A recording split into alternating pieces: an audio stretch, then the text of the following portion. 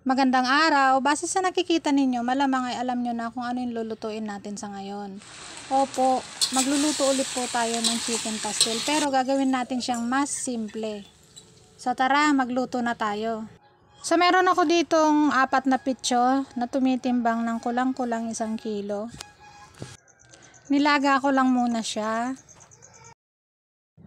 Mga 10 to 15 minutes nga pala yung ginawa kong paglalaga dyan, at saka ko naman siya hinimay ng ganyang kaliliit.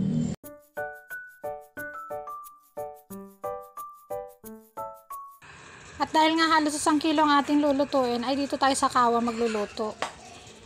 So mag-isa na tayo. Lagyan na natin ang ating bawang at ang luya.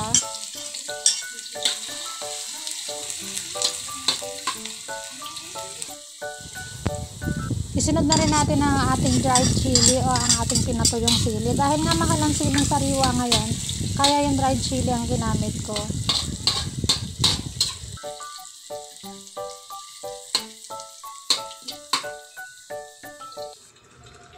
At isunod na natin ang ating hinimay na manok.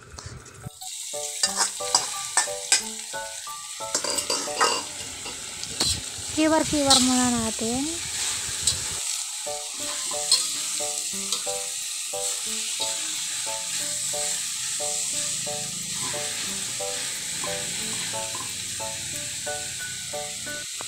At kapag nahalo na mabuti, ilagay na natin ang ating kalahating cup na asukal, kalahating kutsaritang paminta,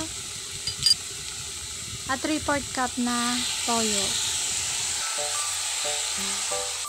Sunod na rin natin dito ang 2 kutsaritang suka at kalahating cup ng ating pinaglagaan ng manok.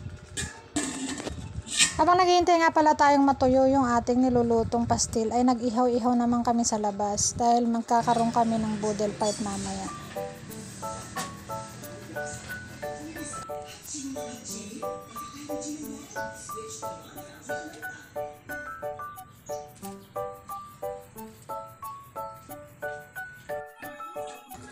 At ayan, kumukulo na nga siya. So haluin natin, mekos-mekos o kaya ay ikiwar-kiwar natin. Ayan, hanggang sa magpantay siya. Ito yung walang hanggang katapusan na pagkikiwar-kiwar at paghahalo-halo ng ating niluluto dahil kailangan ay pantay siya. So ilagay na rin natin ang ating laurel.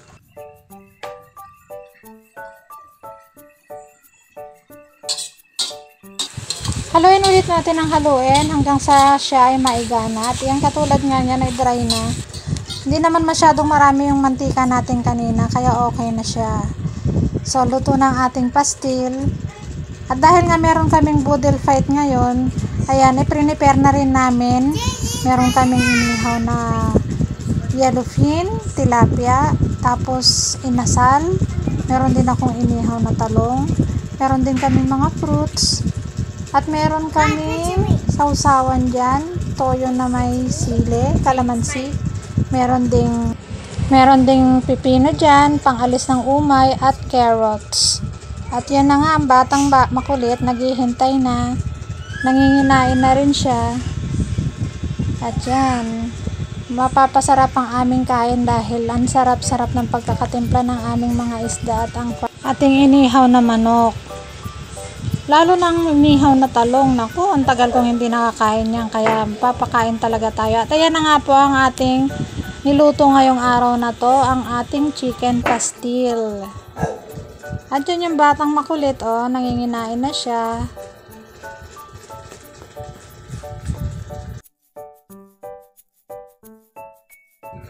Ako, tuwang-tuwa siya talaga. Si Natalia mo, no, sumasayaw-sayaw pa talaga. Kumikending-kending. So, ayan na po yung ating vlog for today. Salamat po sa pananood. Huwag pong kalimutang mag-subscribe, like, and share. Salamat po. Bye-bye!